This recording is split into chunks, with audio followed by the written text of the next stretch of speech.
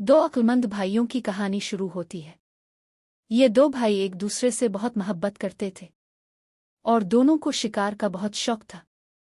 एक दिन शिकार करते करते वो अपने शहर से बहुत दूर एक घने जंगल में जा पहुंचे।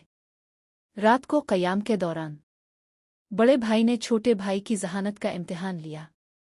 इसने 3 सवाल पूछे और छोटे भाई ने फ़ौरन और अक्लमंदी से जवाब दे दिए।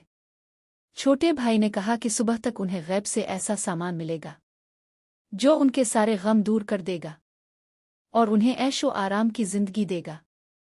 रात को पहरा देते हुए छोटे भाई ने एक दरख्त पर 2 परिंदों को बातें करते सुना। एक परिंदे में ये खासियत थी कि जो इसका गोश्त खाएगा वो दिन में 2 बार और हर महीने 1 बार लाल अगलेगा। दूसरे परिंदे का गोश्त खाने वाला इसी दिन बादशाह बन जाएगा। छोटे भाई ने दोनों परिंदे मारकर कबाब तैयार किए। सुबह बड़े भाई ने कबाब खा लिए। दोपहर को जब छोटे भाई ने लाल अगला तो इसे मालूम हुआ कि बादशाह बनना बड़े भाई की किस्मत में लिखा था। इसने लाल बड़े भाई को देकर सारा वाकया सुनाया और बड़ा भाई लाल बेचने के लिए करीबी बस्ती की तरफ निकल गया। बस्ती में इस वक्त नए बादशाह के इंतखाब का वक्त था। रिवाज के मुताबिक जो पहला मुसाफिर आता वही बादशाह बनता। बड़ा भाई जैसे ही दरवाजे पर पहुंचा लोगों ने इसे बादशाह बना लिया।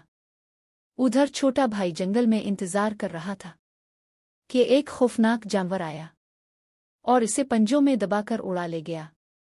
रास्ते में वो एक कुनवे में गिर गया। एक काफिले ने इसे कुनवे से निकाला और अपने साथ ले गए। 1 महीने बाद जब छोटे भाई ने लाल अगला तो काफिले के सरदार ने इसे चोरी करार दे दिया और शहर के कोतवाल के पास ले गया। कोतवाल ने यह मामला बादशाह की अक्लमंद बेटी शहजादी के सामने पेश किया। शहजादी ने बातों से अंदाजा लगा लिया कि ये लड़का सच्चा है और उसकी कहानी में एक राज है। इसने सरदार को रुखसत करके रात को छोटे भाई से पूरा वाकया सुना। शहजादी ने बादशाह से कहा कि दोनों को 1 महीने के लिए कैद किया जाए। अगर 1 महीने बाद ये दूसरा लाल अगले तो ये सच्चा है। 1 महीना गुजरा और सबके सामने छोटे भाई ने दूसरा लाल अगला। सब हैरान रह गए। बादशाह ने इसे आज़ाद कर दिया। सरदार को और छोटे भाई की अक्लमंदी देखकर अपनी बेटी की शादी इससे कर दी। कुछ अरसे बाद एक जश्न के दौरान दूसरे मुल्क के सफीर ने छोटे भाई के पास मौजूद लाल देखकर कहा कि उनके बादशाह के पास भी ऐसा ही एक लाल है। सिफर ने जाकर ये बात बड़े बादशाह को बताई और वो फौरन समझ गया कि ये इसका छोटा भाई है। बड़े भाई ने खत भेजा और इसे अपने पास बुलाया। छोटा भाई अपनी बीवी के साथ जहाज में सवार हुआ मगर रास्ते में तूफान आया और जहाज तबाह हो गया। बड़ा भाई बहुत गमगीन हुआ लेकिन कुछ दिन बाद छोटा भाई एक तख्ते के सहारे बड़े भाई के शहर के किनारे पर आ लगा। इसकी हालत फकीरों जैसी थी इसलिए कोई इसे पहचान ना सका।